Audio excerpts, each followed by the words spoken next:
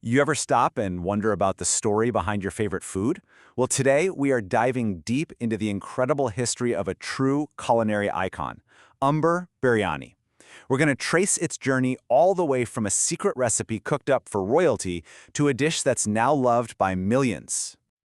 So what is it that takes a good dish and makes it truly legendary? Is it the special ingredients? A secret past? Or maybe it's the family that passes it down and perfects it over generations? When it comes to Ambur Biryani, the answer is pretty much all of the above. So what makes this biryani stand out in a crowd?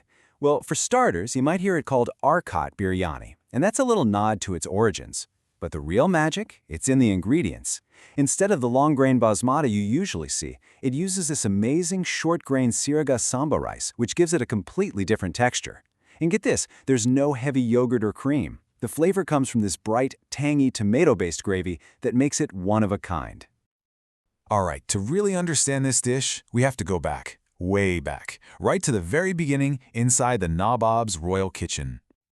I want you to picture this. It's the 18th century. We're inside the incredible, lavish royal court of the Nawabs of Arcot.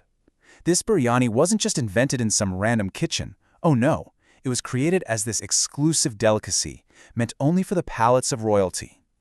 And at the absolute center of this story is one man, Hussein Beg. He was the royal cook, the culinary artist who is credited with creating and perfecting the original recipe. He was its first master. But a recipe this good? It couldn't stay a secret forever. It was time for its big journey out of the palace and into the hands of the public. And the big turning point happens right around 1890. This is the moment Hussein Beg decides to start selling his signature biryani right from his own home in Ambur. Just like that, a dish once made only for kings became food for everyone. The evolution here is just remarkable.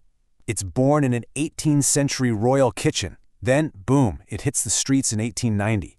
And by 1932, it was ready for its next big leap. But believe me, this was just the start of its journey to becoming a true culinary empire. So this is where things really take off. This is how a small home business transforms into an iconic brand, the Star Biryani legacy. Now, the story didn't end with Hussein Beg. Nope, the torch was passed to his son, Hasheem Beg. And he was the one who would take his father's incredible recipe and build it into a real institution. See, Hasheem Beg had an even bigger vision. He didn't want to just sell biryani from home. So around 1932, he opened the very first official diner, the Hasheem Hotel. And that one single restaurant, that was the tiny seed that would grow into the massive, famous Star Biryani empire we know today. So let's just quickly recap this amazing story. It all started with a royal recipe from the 18th century, made totally unique by that special Seeraga Samba rice and a tomato base. Then its creator, Hussein Beg, so generously shared it with the world.